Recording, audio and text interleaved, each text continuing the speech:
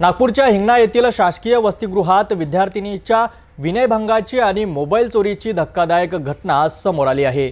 या प्रकरणी तातडीने कारवाई करत वसतिगृहातील सुरक्षारक्षक आणि वार्डनला सेवेतून बडतर्फ करण्यात आला आहे। नागपूर जिल्ह्यातील हिंगणा येथील इतर मागासवर्गीय मुलींच्या शासकीय वसतिगृहात एका विद्यार्थिनीचा विनयभंग झाल्याची आणि तिचा मोबाईल चोरीला गेल्याची गंभीर घटना उघडकीस आली होती। आयसी चौक परिसरातील या वसतिगृहात अज्ञात चोराने हे कृत्य केल्याने विद्यार्थ्यांमध्ये भीतीचं वातावरण निर्माण झालं आहे। या घटनेचं गांभीर्य लक्षात घेता तातडीने चौकशीचे आदेश देण्यात आले होते। या चौकशीनंतर संबंधित वसतिगृहाचे गृहपाल आणि पहारेकरी यांना त्यांच्या कंत्राटी सेवेतून तत्काळ बडतर्फ करण्यात आला आहे। ही कारवाई इतर मागास बहुजन कल्याण विभाग नागपूर यांच्या वतीने करण्यात आली आहे। या घटनेची पुनरावृत्ती होऊ नये याकरिता विभागाने कठोर पावले उचलली आहेत। प्रादेशिक उपसंचालक विजय वाकुलकर यांनी माहिती दिली आहे की विभागाकडून राज्यातील सर्व वसतिगृहांच्या सुरक्षिततेचा आढावा घेतला जात आहे। भविष्यात अशा घटनांना आळा घालण्यासाठी आवश्यक त्या सर्व उपाययोजना केल्या जात असल्याचंही त्यांनी स्पष्ट केलंय। वसतिगृहांमध्ये मुलींच्या सुरक्षिततेसाठी आणखी प्रभावी यंत्रणा बसवण्यावर भर दिला जात आहे। आपण याच्यामध्ये जी मुलांचं जे सिक्युरिटी गेट असतो फायर एक्झिट, तर फायर एक्झिटचं सफाई करताना ते फायर एक्झिटचं जे लॉक होतं ते लॉक तोडण्यात आलं होतं। नंतर मग ते बंद करायचं त्यांनी दरवाजा बंद केला, पण फायर एक्झिटचं लॉक लावण्यात आलेलं नाही। त्या लॉकमधून काही म्हणजे चोर घुसले आणि त्यांनी जे दरवाजा उघडा होता म्हणजे किंवा त्याच्या आतून कडी लावलेली नव्हती त्या दरवाजामध्ये ते विद्यार्थिनीच्या याच्यामध्ये रूममध्ये घुसले आणि रूममध्ये गेल्यानंतर त्या ठिकाणी नेमकी ती विद्यार्थिनी एकटीच होती, दुसरी तिची मैत्रीण जी बाहेरगावी गेलेली होती। त्याच्यामुळे त्या विद्यार्थीने मोबाईल चोरायचा प्रयत्न केला आणि त्या विद्यार्थिनीला हात लावला। ते विद्यार्थी जागी झाली, ती ओरडली, वॉर्डनकडे धावत गेली। त्या दरम्यानच्या कालावधीमध्ये ते चोर मोबाईल घेऊन पळून गेले। तर याच्यामध्ये आपण जे आहे पहिल्यांदा जे आहेत ते ॲक्च्युली दरवाजा जो होता त्याचा लॉक दुरुस्त करणं गरजेचं होतं आणि त्या दुरुस्त न केल्यामुळे आणि दुसरी जे पहारेकरी होती ती पहारेकरी फर्स्ट 2 फ्लोअर आहे तिथे आपल्याकडे 3 पहारेकरी असतात। एक त्याच्या 8-8 तासाच्या ड्युटी असतात।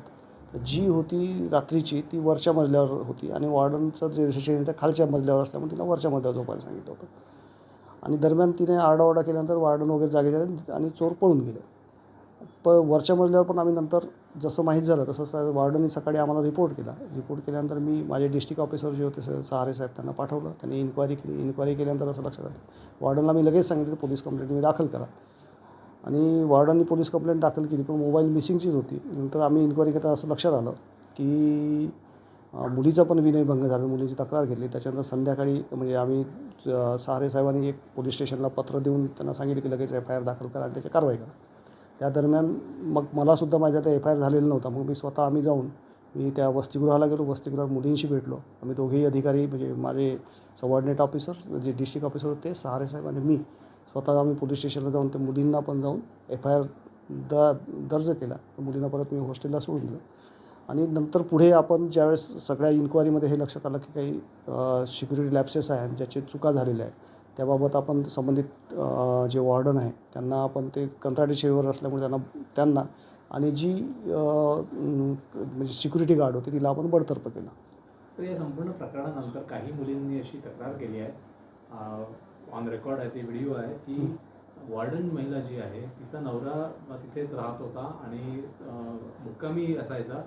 4-5 मजली खालचा पहिला जो मजला आहे त्या मजल्यामध्ये एका खोलीमध्ये वॉर्डन राहत होती आणि नवरासुद्धा राहत होती। या संदर्भात काय माहिती आहे? याच्यामध्ये कसं आहे की गर्ल्स हॉस्टेल किंवा कुठल्याही हॉस्टेलला वॉर्डन हा रेसिडेन्शियल असतो। वॉर्डन क्वार्टर हे सगळ्या कुठल्याही वसतिगृहामध्ये वॉर्डन क्वार्टर हे कंपल्सरी आहे। अशा परिस्थितीमध्ये आपण फक्त याच्यामध्ये असं आहे की ही बिल्डिंग जी आपण भाड्याने घेतली त्याच्यामध्ये एकत्रित सगळे हे आहे।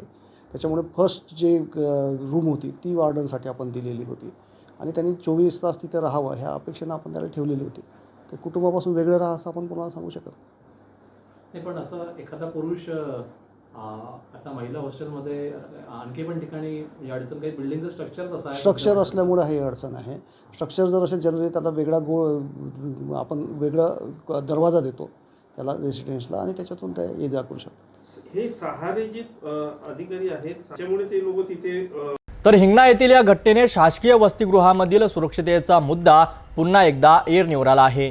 प्रशासनाने तातडीने कारवाई करत संबंधित कर्मचाऱ्यांना बडतर्फ केला आहे, पण भविष्यात अशा घटना टाळण्यासाठी अधिक मजबूत सुरक्षा यंत्रणेची गरज असल्याचं या घटनेतून अधोरेखित होतंय।